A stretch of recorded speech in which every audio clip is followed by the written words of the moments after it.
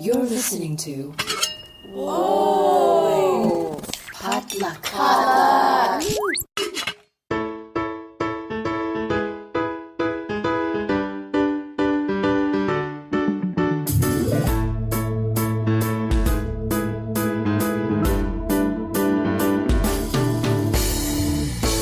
And hey, you're listening to Books and Boba, a book club and podcast featuring books by Asian and Asian American authors. My name is Maurene. And I'm Rira Yu. And on this episode, we have an author chat for you. This time we're talking to Maurene Gu, who is returning to the podcast after several years to talk about her newest book, Throwback, which is a YA time travel coming of age story about a girl named Sam who, after having a fight with her mom, inadvertently travels back to the year 1995, where she meets her mom as a teenager. Yeah, I remember when we announced this book in one of our news episodes when the book deal came out. And you and I, Marvin, were just like, oh my God, this is our book. This is amazing. This sounds like it's made for us, even though we're old people. Well, I mean, I think because we're old people and now we are stuck in, you know how like nostalgia is just, it's just something that becomes more and more powerful the older you get. And especially 90s nostalgia, especially because, I mean, the 90s were back. I think now we're right in the return of the We're in the aughts, 2000s. Right? Yeah, now we're gearing more towards like 2010s. We're starting to get there. I'm seeing the beginning signs and I'm like, moving very quickly in terms of trends. Yeah, but it was really great to have Maurene back. She was one of our earliest author chats on this podcast. So it was back when we like recorded at the collaboration office, and we didn't have Zoom back then, so it was a very different setup. I'm pretty sure we recorded Maurene's episode in your apartment. Like I brought my whole this is before I even had no, it was at the collaboration office. I do remember. Was this. Yeah, it was. Wow, it was like pre-conference call proliferation. Like it was pre-pandemic, so. Yeah, we weren't used to having authors like call in digitally or by phone. So it was a learning experience for all of us. Yeah, like talk about throwback. It's, when Maurene was first on the show, we were both just starting out in the podcast world, not knowing that this show would last another 200 episodes. I mean, like we said, like Maurene was like one of our earliest interviews, and I can't go back and listen to myself from like from those early years, because I'm like, oh my God, I am so bad at speaking. Like I am very bad at interviewing people on like audio. I'm sure we were fine, but I also will not. I'm sure we were, but I have like I'm very self-critical. But it was great to have Maurene back on the show. We had a lot of fun talking about 90s nostalgia and mother-daughter relationships. Yeah, so please enjoy our chat with Maurene Gu.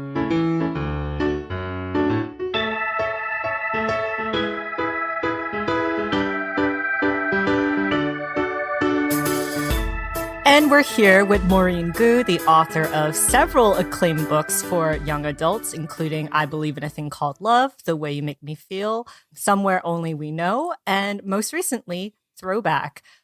Welcome to the show, Maurene. Welcome back to this show. Wow. Yeah, welcome back to the show. God, I know. So we were just talking about that. It's been 6 years? That's crazy. Yeah, we had you on back in 2017 when your book, I Believe in a Thing Called Love, came out. And you were one of our first author interviews.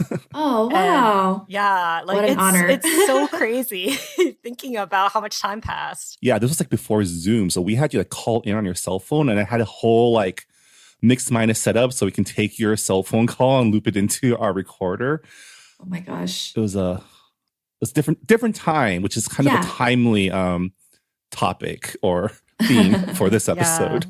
Nice segue. I also remember how this was like back when I was like, oh, this is just going to be a book club podcast. We're not going to have like authors on our show and interview them. But clearly that did not happen. And I remember our last conversation. It was just like so much fun. So I'm really glad that you're able to come back on. Oh, yeah. Thank you so much for having me again. Yeah. I mean, so it's since the last time we talked, it's been you've written 4 whole books, and I was just curious, like, how has that been for you? What have you learned about yourself as an author, as you've, written so many stories? That's such a good question. What have I learned about myself? That I needed a break. No, I mean, that is actually something I did learn, but that every book is different and challenging in its own way, that you are not an expert just because you've written a few books. You feel kind of like a first-time author every single time. You never know what your book is, where your book is going to take you, where your characters are going to take you. And also just the reception to my books and the way that publishing, especially YA, has changed since 2017 even. That's just kind of been an interesting, evolution to witness as well. Yeah, it's been interesting to see like this surge of Korean American authors because I remember like back in like 2017, 2016, I mean, there were a couple, but it wasn't like the number of Korean diaspora authors there are right now in young adults. So yeah, the landscape has changed quite a bit. It has. It's pretty incredible, and it's really cool. Obviously, it's all wonderful and it's just so fast. But, it feels fast, and then you're like, well, books have been published for how long? And it's been a long time coming as well. Yeah. And you also have an adaptation deal for Somewhere Only We Know. I mean, that's pretty exciting. Yeah, it's been really a wild ride. I think it was almost 2017 or 2018 when we were out pitching that thing. So it's just been, there's a lot going behind the scenes that I can't really talk about, but it's been really, really cool, just to be able to work on the others, like another side of telling a story, seeing my books take on a different life in a different medium, and see how other people interpret that. It's been really interesting. Yeah. Well, I mean, something that hasn't changed is every time we see the description of a Maurene Gu book, we're like, oh, that sounds really awesome. This speaks straight to our heart. Even from the very beginning, when you did your YA high school K-drama rom-com, we were like, man, it was a time when we didn't see a lot of books that really like embraced Asian pop culture like that. And your new book is no different. As someone who did grow up in the 90s, I really resonated with your premise. Thank you. Yeah, so Throwback, I guess I can give like a little pitch for what it's about. Yeah. Throwback is about a high school teenager named Sam who doesn't get along with her mom, who's first generation Korean American. Her mom is very like aspirational, like Americana. So she's kind of like an LA, like Korean American, like goop devotee type lady. She's kind of perfect, and she has the same expectations for her daughter. She wants her daughter to like be homecoming queen and a cheerleader, all this stuff. And Sam is like very much no thank you. So they get into a huge fight, and after the fight, she gets a ride share to school. And then when she gets to school, she realizes it is 1995 and she is in high school with her mother. So it's, Back to the Future meets Joy Luck Club is the best way to describe it, I think. She's got to figure out why she was sent back in time. And I think we can all kind of guess why. But it was so fun to write. And, thank you for saying that you get excited about my books descriptions, because I really like to have like a fun hook for the storytelling, because, Throwback is really a mother-daughter story. And it's, as you can imagine, that can be pretty heavy. That can be kind of angsty. I really had to dig deep into my own kind of memories of me and my mom in high school. But I really want it to feel fun too. So my number one goal is always to write like a really fun premise to like then be the vehicle for telling an interesting story about these characters. And I believe in a thing called Love when that came out, which was that the book we talked about when I was Yeah, on that's here? the book that we talked about. Oh my gosh. Wow. Okay. That was your second book, right? Yeah, it was my second book. Also, my first and second book had a 4-year gap, which is unheard of in YA. And right now, this book is a 4-year gap since my last book. It's an interesting journey to follow with you guys. But yeah, that book has this K-drama premise. And when I was writing it and trying to sell it, I remember thinking like, gosh, this is going to be wild in publishing. Who's going to want this? People don't even really know what K-dramas are outside of Asian culture. So it felt kind of risky, but I also I had like a instinct, like I think K-dramas are going to become more mainstream. And being a fan of both K-dramas and YA novels, like there's definitely like a potential for a big Venn diagram overlap with these two audiences. So it's wild to think that was a risky move back then, because now it's like you see books pitched as it's like a K-drama, and everybody knows what that is.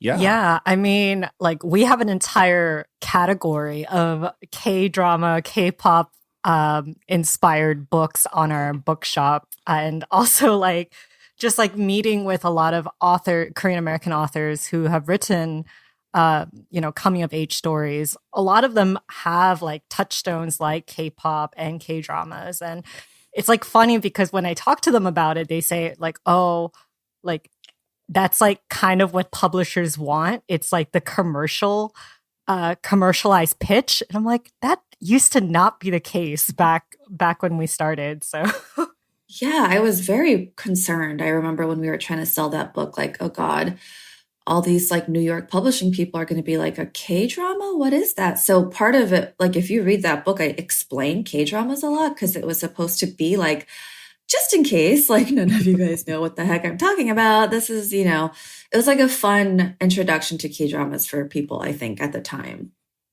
Yeah, and this was before like Netflix. Now there's just so many Korean dramas on there. I know. Yeah. I know, it's wild. I love that a theme that we're touching on here is that Maurene Gu is pop culture Nostradamus because she predicted the popularity of K-dramas, but also from this book, she also predicted the popularity of mother-daughter immigrant, children of immigrant stories because, your book is coming out like literally following the year of the mother-daughter Asian American movies. Yeah, right? like Turning Red and Everything Everywhere All at Once. I know. It's really okay. So obviously not to be like, I did it first, because who knows, right? Everything takes forever. I know animated movies take like, for firsthand, my husband's a director for animated movies. They take years. Everything Everywhere All at Once, perfection. So when I thought about this book, it was many, many years ago. And I remember thinking like, okay, it's going to go deep into Asian American mother-daughter stuff in a way that I haven't seen before, because it's not about like technically like Tiger Mom, that kind of story, which I did kind of write with my first novel, since you asked, kind of had that kind of mother-daughter relationship. But it's kind of like a more modern, as I wrote, so my career has spanned like 10 years at this point. Like I have grown older, the teens have, the parents have gotten younger. So it's just like, oh, I'm in a different generation right now. And I had to really rethink like how to approach a mother-daughter story from that angle. And then, I saw Turning Red and I was like, oh, okay, this is talking about generational, like breaking cycles of trauma and mother-daughter stuff. And I was like, oh, kind of reminds me of Throwback. Cool. Then I watched Everything Everywhere All at Once. I'm like, oh my God. And, I just realized, oh, it's because all of us are making this stuff now, right? I am of a certain generation, I'm a geriatric millennial is what they call us, I think. And now we're all the ones making movies, writing books, TV shows. So it's not a coincidence that suddenly we're seeing all this, because we get to tell our stories. And if you talk to most Asian American women, you're like, what's your relationship with your mom like? Very complicated, man. So I feel like there's so much rich ground and there's so many different ways to tell these stories. So I don't feel territorial or or like competitive. I'm like, yes, we're all adding to a conversation. We all have wildly different experiences, by the way, even though it all kind of has the same spine of like there's a lot of healing that needs to happen, right? But that's so funny. I'm gonna claim that Nostradamus I think it's a fitting mantle. title. Oh my gosh. But yeah, I'm so happy that all this, I mean, it's just such a cool time to be a creator. You know, I feel really excited by all the stories out there right now. And the mother-daughter stuff really hits, obviously, for a lot of people. Yeah, it's like a very universal story. Like you briefly mentioned that your own relationship with your mother could be fraught. That's like I guess like a simplified description of it. Can you tell us more about like how your own personal relationship with your mother helped you develop Priscilla and Sam's relationship? Yeah. So yes, I've done a few interviews and written a few things about this book. And I always kind of started off as when I was a teenager, my most complicated relationship was with my mom. And there are a lot of reasons for it. Our personalities, first of all, are very similar, which I think was the reason why we're both kind of like combative, defensive, critical people. And you know, then there's obviously my mom was an immigrant and she grew up in Korea, and I was the oldest kid growing up in the US. So my mom just didn't get it. She didn't get any of my experiences, didn't understand any of my, the things I wanted as a teenager was just so preposterous to her. Like, I want to hang out at the mall with my friends. My mom would be like, what? Hang out? I remember my mom be like, what is hang out? She'd just be like, I don't understand. Like, you should be doing so many other things, And I'm like, what? Sit at home alone, do homework? Like, I can do homework in like 2 hours, So we just, and then there are like other things going on that just made it really, nothing serious. It was just like a conflict in personality and value systems. And, my mom just truly didn't get it. And I didn't get her. And that's kind of what the inspiration for the book was, because as I grew older, I just so understand where my mom was coming from. I'm like, man, it's actually a miracle my mom was as functional as she was, that I got to experience. Like, I had such a good life growing up, but I always just complained and thought it was awful. And it's only with time and lots of therapy that I'm like, oh, okay, I totally see. My mom had no tools to deal with a teenager like me. She was really doing her best. She was so stressed all the time because of financial stuff. My mom really was the person in charge of our family. My dad was around, but my mom is like, her personality, she's like a leader, and she is really, really smart, and she's really resourceful. So she was kind of like the one. And it was a lot to carry. And of course, she did all the childcare because Korean patriarchal shit that she was stuck in. My dad did his best, but my dad too didn't know. He didn't know how to be the kind of dad that could have helped out more. He had absolutely no. He had no reference for that, and so my mom did everything. And so when I look back on that, I'm like, it's really I'm grateful. At the same time, teenage me, I understand why everything was so hurtful. And I have a lot of empathy for young me too, because my mom just didn't know how to talk to me, and it was very frustrating. And so this book to me was like, what if when I was 16, I had a shortcut to understand my mom, like that and that came in the form of a, time traveling hatchback car.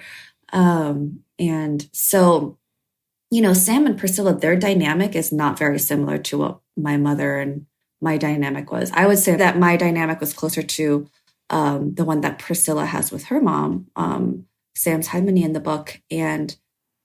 But the core is this idea of a lack of communication and this like kind of, it's so hard to get beyond, when your family, you just have perceived notions from a very early time and dynamics that are very hard to break out of. Even when you're an adult, your family treats you this like you're the same person as you were when you were 13.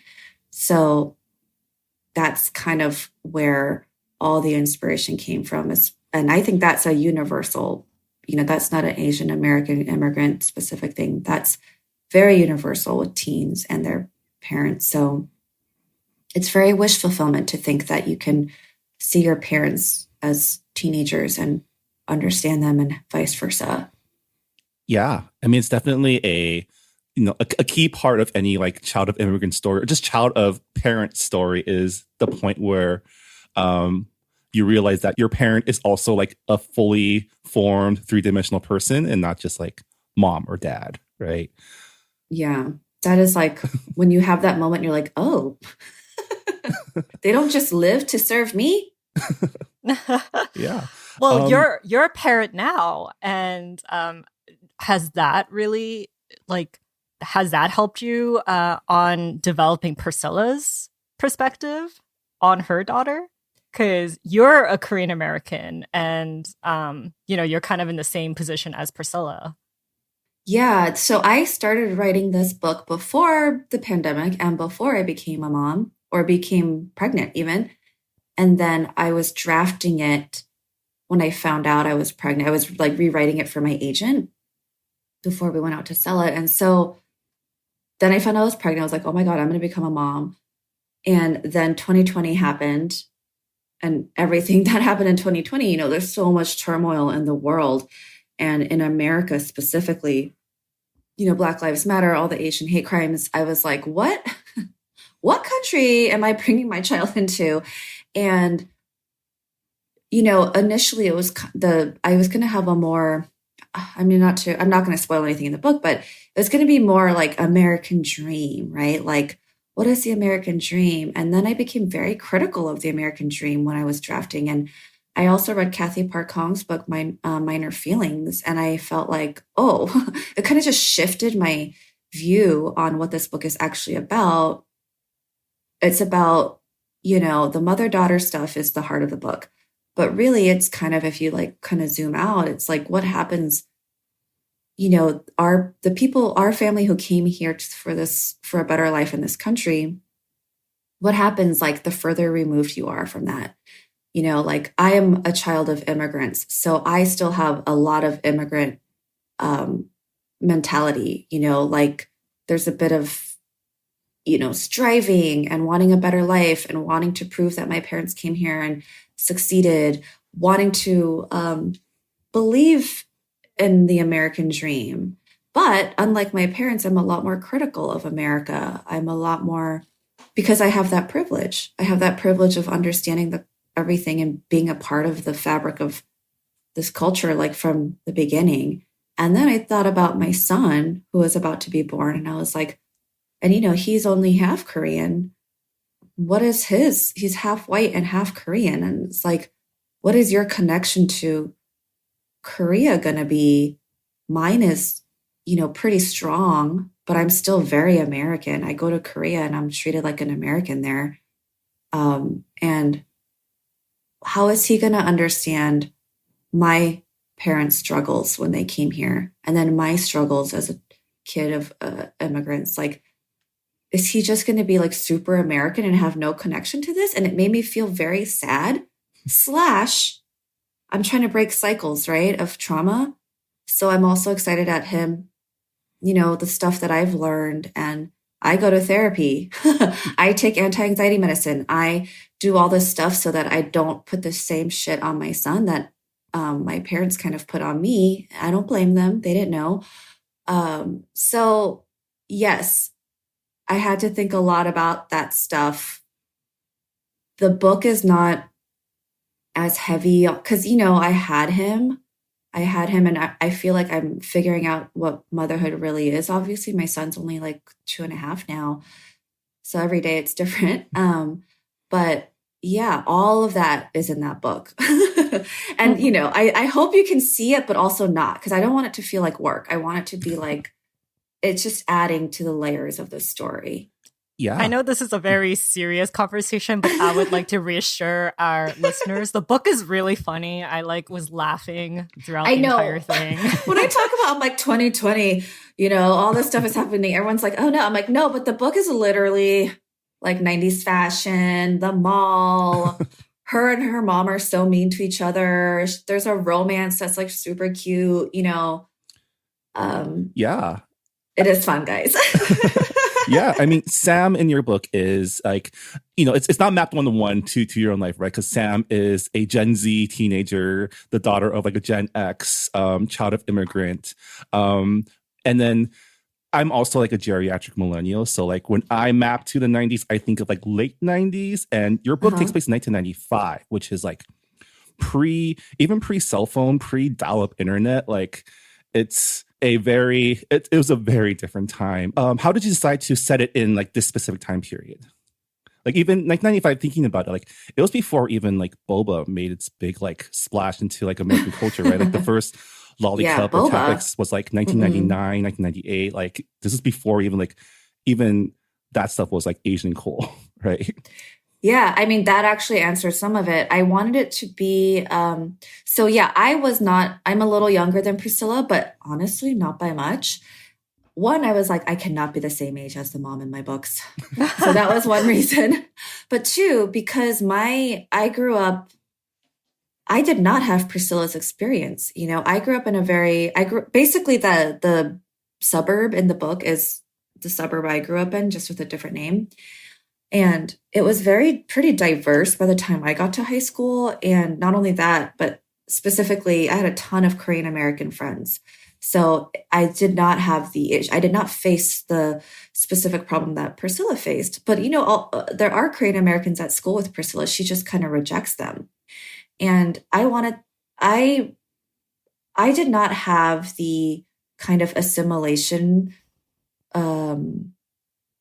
aspirations that Priscilla had. But, you know, a few years older than me, I had neighbors, cousins that were much more pressured to be Americanized because it was they grew up a little more John Hughes, right? They grew up a little more Sweet Valley High. Whereas I think I grew up just that tiny micro generation between Gen X and me. I think it made a big difference in LA anyways, and in my specific suburb of like how the tide changed as far as like culturally. So by the time I was in high school, like liking Korean things was not uncool. Not that it was super cool, but like there were cool Korean kids, you know?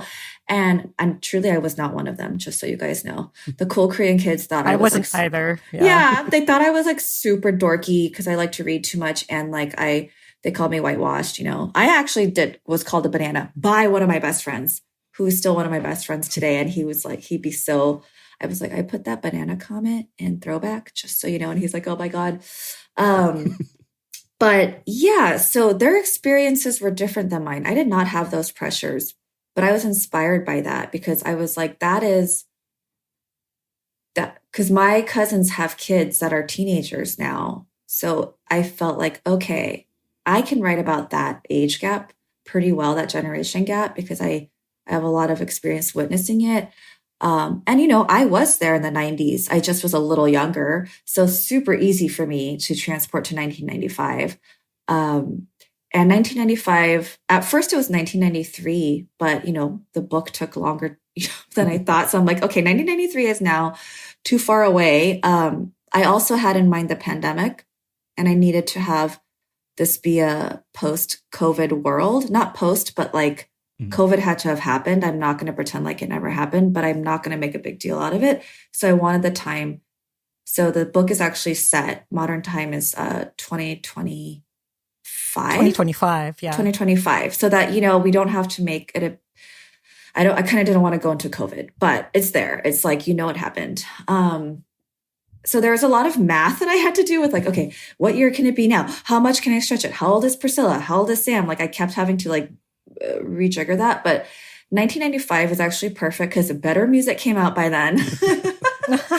And like, yeah, I was like kind of Googling what happened like in the news and when was the internet popular again? When did Starbucks come around? Like I had to do a lot of random research to like create this world to make sure I was accurate. And 1995 was a very good place culturally as far as like music, fashion, all that stuff. where it was still in my brain. 1993 I was a little too young to remember those things, but 1995, I'm like, okay, I got it. So that's why I picked that year as a sweet spot. Yeah.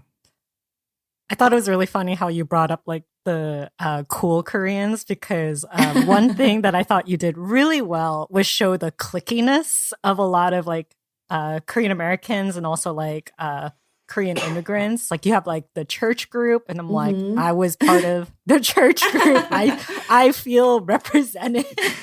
And you have like and you have like Priscilla, who, you know, wants to be assimilated with like the popular white cheerleaders and jocks. And as someone who went to high school in Georgia, I definitely saw that. And yeah, I just like love the portrayals, and I just love how even though I'm younger, like I'm like straight up millennial, like there were a lot of things that I like remember about like my time in high school and middle school. So I thought that was really cool. Was there anything from the 90s you found yourself especially nostalgic for other than music?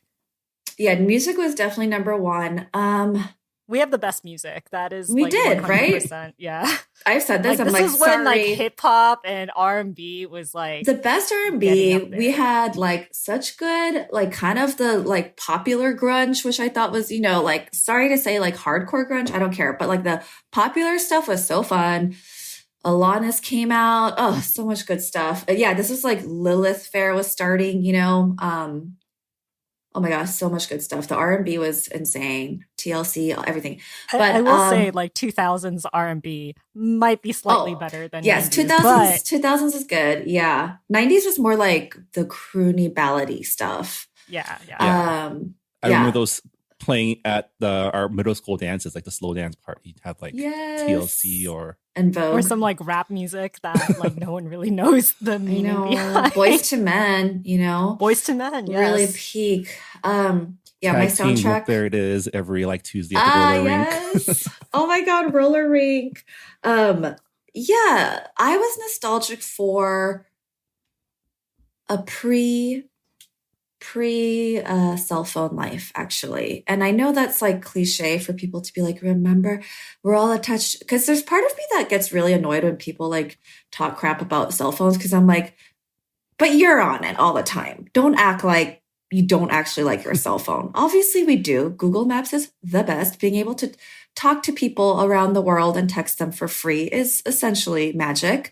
But you had, as a teenager, you got into predicaments because you couldn't just have your cell phone. So I feel like there were adventures that you could have. And being in the real world, I feel bad for teens that don't get that. You know, there's something that is lost forever, I think, with a certain kind of teen culture, which I think is, for us, it's sad.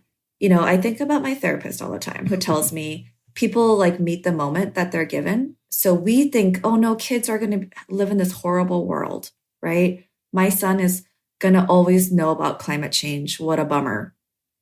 He's going to live in a world where he has to worry about so much more stuff. But that's just the reality he's born in. You know, my parents are like, it's so sad you grew up with TV. Like when we were kids, we played till it was nighttime in the street. Like there's always something like that. And you know, it's just kind of like nostalgia. Like that word is very accurate. It's nostalgia. It's not something we should actually be sad about. But when I was writing this and I was trying to, you know, there's so many plots, so many things can work. As a storyteller, not having cell phones is the best thing ever. Because you're like, oh, I can contrive so many predicaments because these kids can't effing text each other, you know? And there's no like maps and you can get lost and you have to depend on a bus where you have to take a bus with the cute boy you have a crush on. So it's just, I thought that was really, I found myself thinking, oh, there was like a magic time right before cell phones. Yeah. I always wonder, like, what do people even use coins for anymore? Because back in the 90s, it was for payphones and bus fare. Right? I know. Well, there are still some parking meters in Los Angeles that only take coins. And it's so funny because my son dumped out my wallet the other day and all these coins came out and he was like, ooh, like he'd never seen them before. And I was like, oh, it's going to be like antiques. Antiques. My youngest brother is 17 years younger than me. So he is like, wow. He's like the tail end of Gen Z, beginning of Generation Alpha. And it's just like crazy to me that like he has always had an iPad. Like that was his main like learning tool. And I'm like, that's insane, because I remember growing up and the only piece of entertainment that I had were books and math flashcards that my mom would drill me with. But I know. I thought like you captured just like that nostalgia in your book. Oh, thank you. It was a fine line of like, how much do I want to get into with 90s, and how much do I have to keep the plot moving? Yeah. I mean, speaking of, like, you talked about doing the mental math, like, just to me, writing about time travel is just such a complicated and like challenging task. And I wanted to ask, like, how did you come up with like how time travel works in your novel? Like, what led you to even decide that, okay, the medium of time travel will be rideshare? Yeah. I love time travel stories so much. I like the overly simplistic ones, like the one I wrote, and which was heavily, inspired by Back to the Future, obviously. And then I really like the complicated, real sci-fi stuff too, that like makes your brain hurt trying to like figure it out. So I like the whole spectrum of time travel. I think it is always like, I'm always aiming for the goosebump feeling of you're like, oh, there's some, just like the anticipation of some twisty, weird stuff happening unbeknownst to you. So, but I am not a science person. I hate thinking too hard. I don't like research. This is a big reason why I write contemporary YA novels. It's like, I just want to use my own brain and not have to make sure that like facts are accurate, because I'm very lazy about that stuff. And so my version of time travel, I was very much influenced by the 80s movies of magical, hand wavy, things just happen, like big. Oh, I went to a fortune teller machine and then suddenly I became an adult. Who knows why? Freaky Friday. Oh, one day I'm my mom. I don't know why. Who knows? Some magical thing happened. And so that's kind of where I came up with the magical rideshare. I didn't want any scientists involved. I didn't want like any actual like, how did this happen? It's like, who knows? Somehow this like woman in this rideshare knew I needed to learn a lesson in life, and they sent me a rideshare. So that's kind of where like my sci-fi, leanings begin and end. And so that's how I thought of the whole basic premise. Because yes, I thought of Back to the Future, and I thought, okay, they like went in a literal car. I'm not going to do that, right? Because I don't want to have to describe where did this car come? And then I just thought, oh, I could have a car, but it's modern day. It has to be like an Uber or something, right? And so that was a very early thing. Magical rideshare. Done. And let's not change it. Let's not like have to go into it. And, the time travel is very hand wavy in Throwback. And because I think if you get too in the weeds, then you get like you get so many knots and you have to like undo them and figure it out. And, I had a version of this where I thought of multiverses, where Sam had actually done this many times and she runs into one of the versions of herself that keeps failing. I know, but I was like, oh my God, yeah. I can't do that. Like that just seems like too much to keep up with. And thank God, because now there's so many multiverse stories. I'm like, phew, okay. I mean, again, finger on the pulse, but oh my God. I mean, I think it worked pretty well. I mean, just enough in there to like get a sense that there's like this whole time travel apparatus, but having it be like rideshare, like gig economy eyes, you can kind of like say, oh, it's a company's taking care of all the technical stuff. But I feel like there's still like enough crumbs of like time travel, like shenanigans. Like, you kind of touch on a little bootstrap paradox, a little like, a little butterfly effect. Like there's enough there that will satisfy me, at least, as like someone who likes that stuff as well. Oh, good. Yeah. Yeah. And also, like, I love the visual cues in the book because, like, in like the middle of the book, you have like the battery lifespan, and I was like, oh man, like time is running out. There's nothing more stressful than like a low battery phone because what are you gonna do? A low battery phone in the 90s before cell phones were invented, and you're like, how am I going to charge this? Yeah, that was also a very early idea I had of like the chapter headers should be the cell phone battery running out. It would just be really cute. And also a little anxiety. The first time you see the battery, you're like, oh no. Yeah, when she was saying like, oh man, my phone dies like so quickly because, it's like an older model. And I'm like, oh no, like how long does she have to stay in the past? Like there's no way she can last like more than like 2 weeks on, like, even if her phone was like fully charged. So I thought it was like a great way to pace the story. So I always keep a battery pack on me. I know. She should, but that was Sam. She's like, yeah, whatever. And when you're a teenager, you're like never prepared. Or you're always prepared. I've also like seen like the opposite of Gen Z who just like have their life together and like know exactly what they're doing. And they're so knowledgeable because, the internet is at their fingertips. That's true. They're so socially aware. And then you have the other Gen Zs who like have not lived a real life outside of the internet. Outside the internet in their bedrooms. Yeah, that's actually, you're so right about that because they have so much access to information. And so, first of all of them have really good hair and makeup. I'm like, wow, if only I knew how to like do my hair in high school, that would have been a real game changer for myself. Yeah, but they also have filters too. You have to. I know. And then, that. But I would hate to also be on social media. Like, can you imagine if we had it as teens? I would have been a mess. My life would have been ruined 10 times. Yeah. I mean, the closest thing I can think of is like Senga. My brother did this where he would have his friend call the girl that he had a crush on, but they would three-way him in so he can listen in. And that's like the closest thing to like social media stalking, I think, from like the late 90s. That was also how girls were mean girled to each other. They would talk they would make somebody else talk shit. And then secretly that person was listening. Like that, and Mean Girls, the movie, showed that really well. Yeah, that's happened to me before, for sure.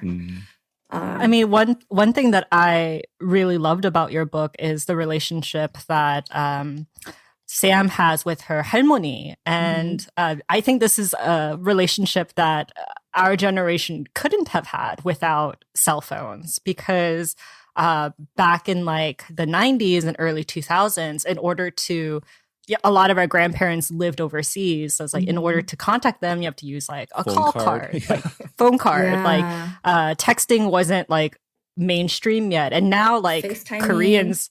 Koreans, it's like we have Kakao Talk. We use it for everything. And it is crazy. Like you can use it to like sell items. They have Kakao Taxi, like Kakao Venmo. It's nuts. And it's just like nice for my mom, at least, because she had to go so long without like communicating with her own mother. But now they like can do video calls. And I just loved how Sam like dictated these voice notes to her 할머니. I thought it was like really clever. Where did that idea come from?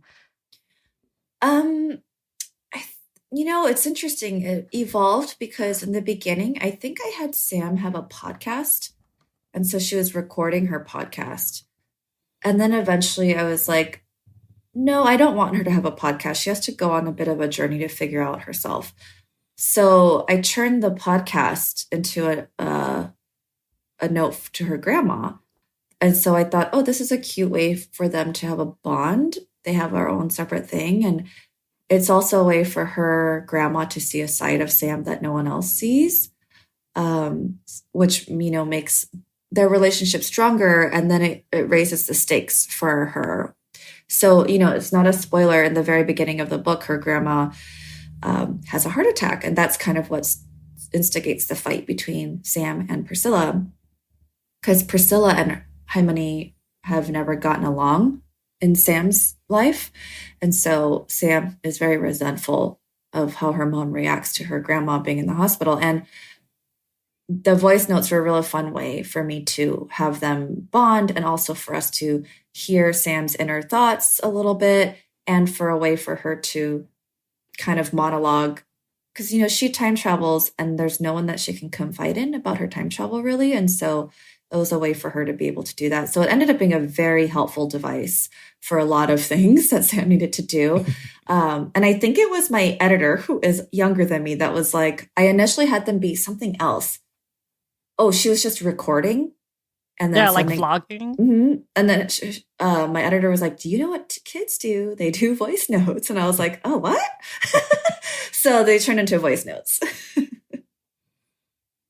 Yeah. And the fact that Harmony and Sam are able to converse in English, like I thought that was like really special too. Bilingualism, or I guess the lack of it, are very big aspects to being part of like an immigrant family. And Priscilla is fluent in Korean, and you get a sense that like she uses English as a way to keep control of like her conversations, because she is very like type A. Like, was that something that you found challenging, like showing like the language dynamics in your book? No, it actually is very second nature to me, because I don't know if you guys have read any of the stuff about Everything Everywhere All at Once, but you know, a lot of that movie is really interesting in how they speak Cantonese, Mandarin, English, like in that first like act. And a lot of people were like, that's confusing. And I'm like, clearly none of you grew up in like an Asian household, because, you know, the jumping between languages, I mean, obviously for me, it was just Korean and English, because Korean only has one dialect. But I can understand that whole Mandarin, Cantonese, English, because when you grow up in an immigrant family, like language becomes so fluid, and it's also very, it can be a barrier as well. So, you know, my parents always spoke to me in Korean, and I spoke Korean as a kid. And especially my grandma did live with me when I was a little kid, so I benefited from that. And then as I got older, I totally lost my Korean facility. Like I can still speak it, but very rudimentary level. And especially if I'm not around a lot of Korean speakers for a long time, I just completely lose. Like I forget almost everything. But I have a fluent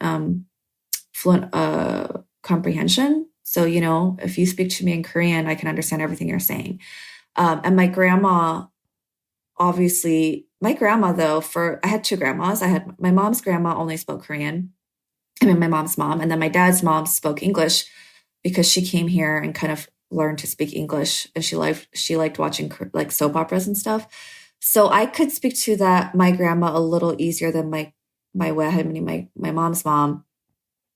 And it's really interesting to watch my mom and my son, because my mom will because he understands English really well, she'll start speaking to him in English. And I'm like, Mom, speak to him in Korean, because he understands, you know, he's so little that he's soaking it all up.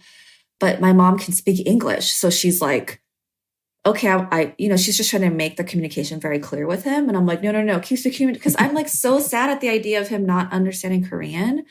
But, you know, I barely was able to hold on to my grasp of Korean, having grown up literally only hearing Korean at home. So I don't think my son stands a chance. Like, he's going to have to like go to Korean school, unlike me. But yeah, the language stuff, it came very naturally to me, like how it would be used, what kind of barriers, what kind of openings it could provide, like how Priscilla not speaking it on purpose is such a choice, and it says so much about her, because I would give anything to be fluent in Korean. Like if I could speak Korean really well, oh, what a gift. But in high school, I would have been like, oh, who cares? You know? So it's interesting for me to see Priscilla's like kind of stunted with that. Like she never kind of like grew out of that. Yeah. And And it takes her daughter, who like is like immersed in Korean pop culture, and to be like, you should speak Korean and stuff, you know? Yeah. I mean, I think that's something that I was thinking about this too. Like these days, being bilingual isn't something that you get ostracized for. At least it's something that I guess is more accepted. And one of the things that your book also explores is just like those, at least compared to today, those more regressive like 90s attitudes towards like anything quote unquote foreign or different. And just the way that like even casual slurs are thrown around like it's normal, right? And you see a lot of people talk about how like if any of the shows that we watched in the 90s were premiering today, it'd be canceled immediately. And it's because like Yep. attitudes were just so different back then. And I guess in terms of writing and portraying that time period, like to me, it would have felt so difficult to like have to write the things that these kids were saying to each other. Like, how was that for you? Yeah, I actually pulled back, you know, there's a lot of stuff I put in there just to like let it out. Like, this is authentic to how these kids talked. I know. And then I was like, okay, I'm going to pull back a bit, because even if it's accurate, like, I don't want to write some of the stuff down. Like, you know, people get it, you know, but I did want, you know, for example, like somebody calls her a psycho. Nobody does that anymore. That's an ableist word. Someone yells at the principal, kill yourself. You know, it's like so harsh. And the teachers are racist, you know, not even low key, pretty high key racist. Obviously, some of the kids could be pretty racist too. And so I really had to kind of, the one thing, I thought it would just be fun to go back to the 90s, but I realized when I was having to write some of these microaggressions and things, it was actually kind of like, I'm reliving a bit of trauma that I didn't realize was traumatic until I'm an adult, you know, because I think when you're a teen, you kind of take a lot of things in stride up to a certain point, obviously. But you face a lot of bullshit and you're like, whatever, you know, and you just kind of like move on. You have kind of a thick skin. But when you grow older and you think about some of the stuff you went through as a teen, you're like, that was actually really messed up, you know, especially like a lot of things with like rape culture, all this stuff, you know, there's a lot of stuff that you just don't, I think in a way it's protective and you kind of shield it from being like feeling like the full weight of that kind of trauma. So yeah, going through that and seeing how kids talked, how unevolved, you know, especially like the whole thing with like how teenage girls are marketed to, and fashion magazines and magazines at that time, and body image stuff, like the fat phobia, like so much crap, you know? And it made me realize like, oh my God, I can't believe like I survived being a teenage girl during this time. You know, it was kind of traumatic. And so it was a little difficult for me to have to get into that headspace. It felt very foreign to me, even though I grew up in it, because now it's just so, the world is very different. Yeah, you have Gen Zs being like, gender is a construct and Yes. really speaking Mhm. out. I was like, wow, that's a really different generation because Sam is kind of like the antithesis of like what we kind of imagine like Asian American girls to be in like a very stereotypical way. It's like, oh, they're Mhm. quiet, they just, you know, docile, they just have thick skin. But it's like, Mhm. no, this generation, they're very angry and very outspoken. And yeah, like, was that challenging? Like, getting that Gen Z voice right when you're not part of that generation? This is gonna sound bad, but no, it wasn't, because I'm so. Oh, you're young at heart. I'm young at heart because I write YA, and because I write YA, I am very plugged in to Gen Z stuff, right? Not like fully, because, you know, I look at some of their fashion and nail choices and I'm like, what's happening? But I'm still old in that way. But I get, you know, I am witnessing their activism. I am a part of an industry where we write for kids and we are very much paying attention. Like YA specifically is very much at the forefront of a lot of this stuff. Like we've been talking about diversity before, like years before Hollywood, years before in adult fiction is finally kind of like, oh, maybe, you know, they're kind of like getting into it now and figuring stuff out. as an industry, they're pretty far ahead with that stuff. So I've been in that headspace for a long time of like, for lack of a better word, like inclusive, progressive kind of thinking. It's just part of my life. And I am more, I do not think like Priscilla. I think like Sam, you know, when I view the world. I am very outspoken. I used to get into a shit ton of fights with and arguments with people about race in college and high school. I was like a fighter always. So I really related to Sam. Like if I was Gen Z, I'd be like Sam. Because also there's a bit of self-righteousness, right? A little bit of privilege that she comes from too, where she thinks like, it's so easy. Mom, why don't you just, why aren't you recycling? You know, like she's just always lecturing her mom about shit. And I'm like, there's also like a side when you become an adult and also you have perspective with life and wisdom where you can't make those choices as easily as when you're a teenager. You know, you can't just, not to make excuses for not, making the world a better place, but there are some limitations when you become an adult. And it's not just because your parents are stupid and dumb. But that's what you think when you're a teenager, right? Like, oh, my parents are stupid and dumb. No, there are other things going on and you'll figure it out too when you're older. So yeah, it's interesting. I really much more relate to Sam in that way. But I totally understand. I can write Priscilla too. It's just because I grew up around the same time as her. So I'm like, there are people that I know that are my age that are Priscilla for sure. Yeah, I mean, there's two different types of strengths, Priscilla and Sam are both very sen 여자s, like very, very strong women.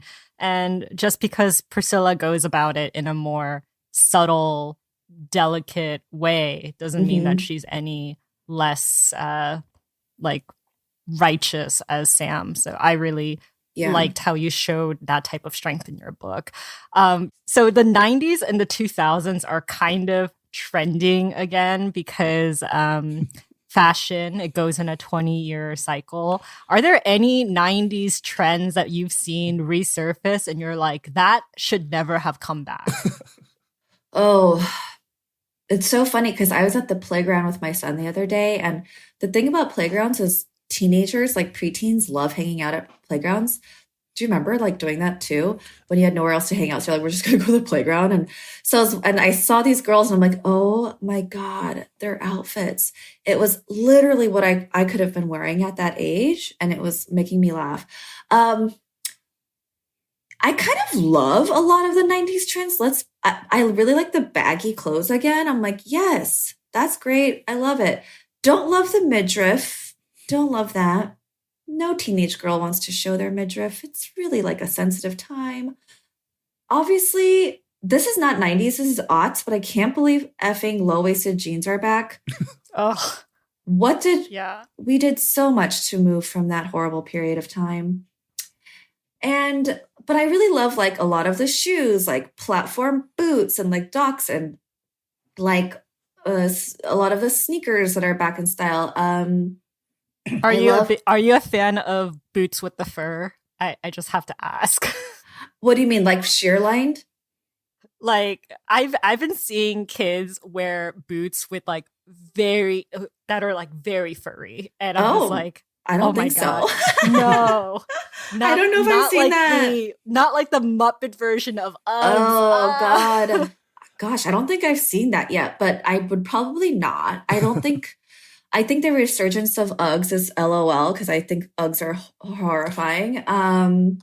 They're not even good for like what their like perceived purpose is. Just keeping your feet you can't warm. get them wet. You can't get them wet. You'll ruin the suede. I think they're great for indoor. That's what the popular girls wore, though. Yes. Like back in my time in high school, it was always like that pink and gray North Face fleece jacket with like the Uggs, and I'm like, that's what the cheerleaders all wore. Like it was like a freaking uniform. Oh yeah, you're younger like the than us. K-Swiss for me, like when I was in high school, like the all white K-Swiss. I think your high school fashion was probably way worse than mine. I think mine was like I was able to wear baggy jeans and like hide my body, and it was cool. But I feel like the aughts, all the girls suddenly had to share their bodies more, and I was Yeah, like, oof, I would it not was have a wanted. it was a rough time for us. I mean, the camisole tops like Oh. made a comeback, and I was like, why? Why? Like girls wearing like pajama camisoles. I'm like, you're wearing like Oh, you know what I hate? pajamas. It's what they're trying to now like they're trying to spin this as flared leggings. I'm like, you mean yoga pants? Yoga pants are back? Ugh. As like I was so skinny when I was a teenager, so wearing yoga pants and stuff, I look so awkward. So I have such bad associations with that kind of stuff. But I do love a lot. I love baby doll dresses. I love like plaid skirts. I love ankle boots. I love them, you know, high-waisted baggier jeans. Like I wear all this stuff as a 40-year-old, but yeah, the midriff, no thank you. Low-rise jeans, no thank you. Hideous. There's some colors too where I'm like, ugh. I'm like, why? I mean, the 2000s was all about orange, and Yes. I hate it. There's so a lot much. of orange coming back right now, by the way. I know. And I'm just like, oh, my youth is coming back to haunt me. I just remember when I started dating my wife, the first thing she did was go through my wardrobe and throw out all my baggy clothes. But now that they're back, I'm like, can I have my baggy clothes again? She's like, no, veto, not allowed. I'm telling you, fashion comes back in 20-year Yeah, cycles. Body parts are trending. Like the stuff that like made like girls like quote unquote like desirable and pretty, like those standards have flipped. They change constantly. So I thought it was really interesting that like when Sam travels back in time, like her clothes sort of blends in with the 95 crowd. I was thinking no like what why are you wearing like a Victorian gown during this time? Exactly, because you know, Back to the Future, the 50s and 80s, it was kind of like, whoa, if you wore what you wore in the 80s and the 50s, like let's say you were a girl, first of all, they'd be like, why are you wearing jeans? Right. And they're like, yeah. And then Marty's like wearing that puffy vest, which wasn't invented, you know, a down puffy vest. So, but in my book, I'm like 90s to 2025 is like, you could get away with it depending on what you're wearing. I was actually trying to think, what could Sam wear that would make her like, people would be like, what the F are you wearing? But there's nothing.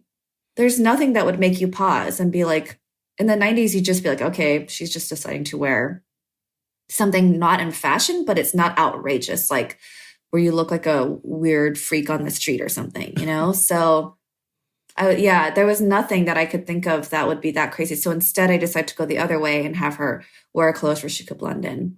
Yeah. If only it was like 1998, 99 when the Asian style was in. We'd have like dyed hair. Oh, like the gel hair, the bleached things. All the Nautica and Tommy Hilfiger. I know. I mean, it was still a little bit there, you know. I have like the Asian girls in the book, like they all kind of have like the straightened sun-end hair and like they wear Calvin Klein and stuff. Oh my gosh, what a time. Yeah, what a time. Yeah. Well, reading this book, I was just like, wow, I'm old now.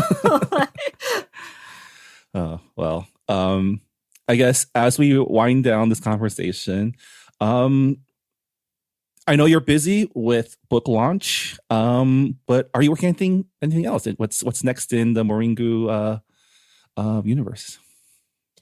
I am working on stuff I probably can't talk about. It's just always like that. Hopefully I'll be able to talk about it. But I'm always writing books. I'm always working on books. Obviously, always trying to get my books made into movies and stuff. So that's all happening in the background.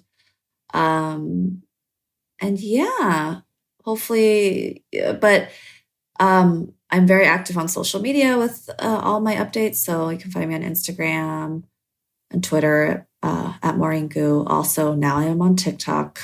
I've done it. So it's I'm always working on books. Awesome. You'll always comics too. Yeah, I worked on I did the relaunch of the Silk series for Marvel, which was really fun. That's what I worked on during the pandemic, and it was such a lifesaver. Because because I didn't want to actively be writing another book, like a new one. I was like taking a break.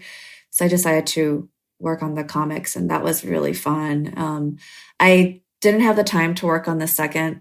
They have like 2 more series after mine, but it did well. So they're like keeping Silk going. I'm really excited. She was really fun to write. And I am not writing out comics forever. I would love to go back to comics too. Yeah. Yeah. Well, thank you so much for joining us on Books and Boba. It's so great to have you back. Let's Thank not wait another you. 6 years before we have you back on again. I know. Hopefully I'll have, a book coming out more frequently than every 4 years. So Yeah. Well, thank you so much for joining us. Thank you, guys. And that was Maurene Gu. Her latest novel, Throwback, is available now at bookstores everywhere, including our Books and Boba bookshop. As always, if you purchase a book off of our online bookstore, not only do you support your local bookstores, but also the Books and Boba podcast. And we do appreciate everyone who's bought off of our bookstore. You can probably find all of Maurene's books actually in our bookshop. So definitely check it out. They're all a lot of fun. Yeah. I think comedy is definitely Maurene Gu's like bread and butter. I had such a fun time reading this book. Yeah. All right. So before we go, Rira, why don't you remind us what we are reading for book club this month? So our April 2023 book club pick is Vera Wong's Unsolicited Advice for Murders, and it's by Jessie Q. Sutanto, the author of Dal A for Aunties. The book is about a 60-year-old widow who runs a tea shop in San Francisco's Chinatown, and she finds a body with a flash drive. It just shows up in her tea shop, and she thinks that she can do a better job than the investigators, so she investigates the murder herself. I absolutely love this premise because I am like a Miss Marple fan. So I'm all about like old ladies and like nosy civilian detectives. So I'm very excited to read this book. Yeah, so please read along with us. If you've already finished the book and have things to say about it, please let us know on our Goodreads forums. This is a murder mystery, so please use spoiler tags if you are going to be discussing anything related to the solving of the mystery. But yeah, looking forward to including your feedback on our book discussion episode. But with that, that'll do it for this episode of Books and Boba. Thank you so much for listening, and we'll see you all next time. Bye, everybody. Bye.